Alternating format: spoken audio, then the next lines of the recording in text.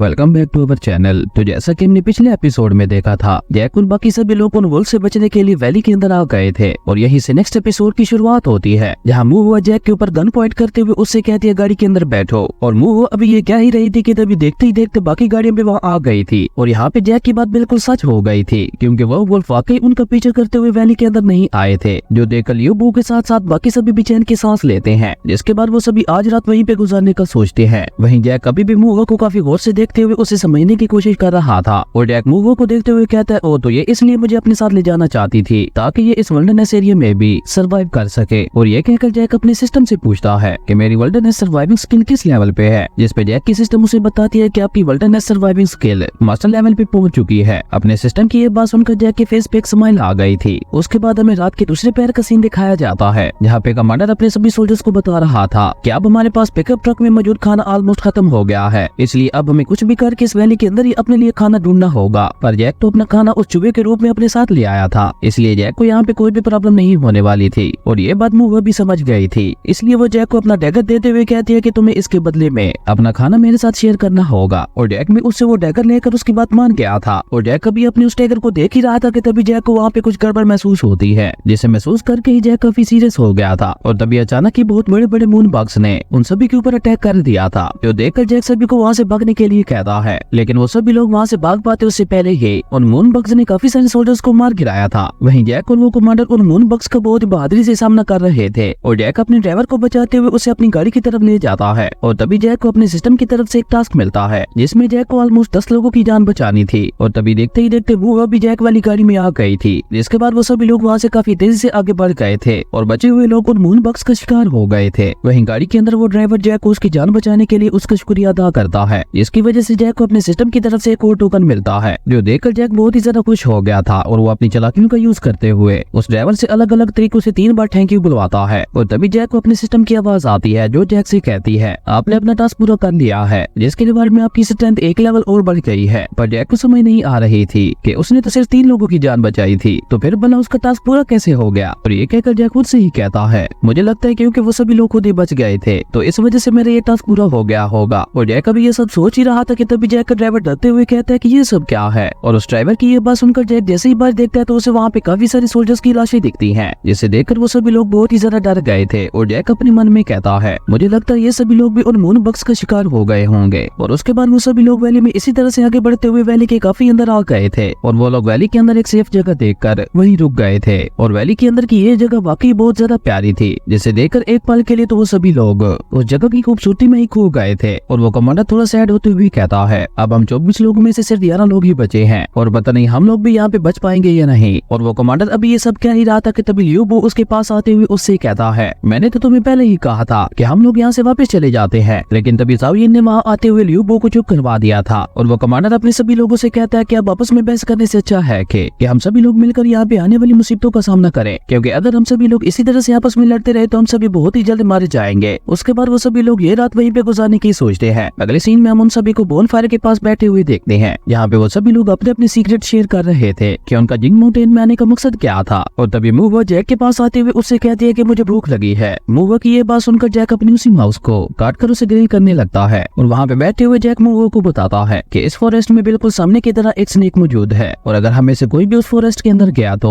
वो स्नेक बिना कुछ सोचे उसके ऊपर अटैक करते हुए उसे मार देगा। जैक की ये बात सुनकर मूव उससे पूछती है कि क्या वो स्नेक खतरनाक है, जिस पे जैक उसे बताता है, हाँ बिल्कुल वो स्नेक बहुत ही ज्यादा खतरनाक है, पर वो स्नेक यूं ही किसी पे अटैक नहीं करता, इसलिए हमें इस फॉरेस्ट में नहीं जाना चाहिए, क्योंकि हमें से कोई भी नहीं जानता कि इस फॉरेस्ट के अंदर कौन कौन सा खतरा मौजूद है। और इन दोनों की बातों के दौरान ही जैक का मीट ऑलमोस्ट ग्रिल होने ही वाला था, जिसकी खुशबू अब वहाँ पे चारों तरफ फैलने लगी थी और उसकी खुशबू की वजह से वहाँ पे सभी लोगों को भी भूख लगने लगी थी। और यहाँ पे एक बार फिर से जैक ने उस चूहे की बची हुई हड्डियों और मीट को एक पत्ते में लपेटकर जंगल के अंदर फेंक दिया था, जो देखकर लियोबू गुस्से से उससे कहता है, तुमने ऐसा क्यों किया। जिस पे जैक उससे कहता है, क्योंकि तुम लोग उस चूहे के मीट को नहीं खाना चाहते थे, तो इसलिए मैंने बचे हुए मीट को फेंक दिया, और अगर फिर भी तुम्हें भूख लगे तो वहाँ जाकर उस मीट को उठा लेना। जिस पे लियोबू अपना मुंह बनाते हुए कहता, नहीं मैं ऐसी घटिया चीजें नहीं खाता। और तभी जैक की नजर दोबारा मूव पे पड़ती है, जो अपने मीट के ऊपर मिसाले डाल रही थी। और जैक मूव को देखते हुए अपने सिस्टम से पूछता है, क्या तुम मुझे बता सकती हो कि इस लड़की के पास कौन कौन सी स्किल्स हैं। जिस पे जैक की सिस्टम उससे कहती है, नहीं अभी आपको वो सब देखने की इजाजत नहीं है। अपने सिस्टम की ये बात सुनकर जैक उससे पूछता है कि इस लड़की की फाइटिंग स्किल का लेवल क्या है। जिस पे जैक की सिस्टम उसे बताती है कि इस लड़की की की फाइटिंग स्किल एडवांस लेवल पे पहुंच गई है। अपने सिस्टम की ये बात सुनकर जैक अपने सिस्टम से अपनी फाइटिंग स्किल का लेवल पूछता है, जिसपे जैक की सिस्टम उसे बताती है कि आपकी फाइटिंग स्किल इंटरमीडिएट लेवल पे पहुंच गई है। ये देखकर जैक दोबारा वो से उसकी कोई स्किल सीखने के लिए अपनी फाउंडेशन लर्निंग ग्राफ का यूज करता है, जिसकी वजह से वो की एक रैंडमली स्किल जैक के अंदर आ गई थी, जो कि जंपिंग रबर बैंड थी। ये स्किल देखकर जैक को बहुत ही ज्यादा गुस्सा आता है, लेकिन अब वो इस बारे में कुछ भी नहीं कर सकता था, इसलिए जैक ने अपने सिस्टम को ये स्किल सीखने से मना कर दिया था। और तभी वो जैक को बताती है कि हमारा मीट ऑलमोस्ट रोस्ट हो गया है। वहीं वो कमांडर और ज़ाओ जिन अपने सोल्जर्स के साथ बैठकर डिस्कस कर रहे थे कि हम अपने लिए खाना कहां से ढूंढे। और ज़ाओ जिन की ये बात सुनकर वो सभी सोल्जर्स बहुत ही बुरी नजरों से ज़ाओ जिन को देखने लगे थे, और ज़ाओ जिन को भी उनकी बुरी नजरों का एहसास हो गया था, इसलिए ज़ाओ जिन चुपचाप वहां से उठकर जाने लगती है, जो देखकर वहां पे बैठे एक सोल्जर भी ज़ाओ जिन के पीछे पीछे जाने लगता है। लेकिन वो सोल्जर वहां से जा पाता उससे पहले वो कमांडर उसे कहता है, तुम्हारे लिए बेहतर यही है कि अभी तुम अपने खाने के बारे में सोचो, क्योंकि अगर ऐसे ही चलता रहा तो तुम सभी लोग बहुत ही जल्द यहाँ पे मारे जाओगे। अपने कमांडर की ये बात सुनकर वो सोल्जर गुस्से से अपने कमांडर से कहता है, तुम ही हमें इस फॉरेस्ट के अंदर ले आए हो,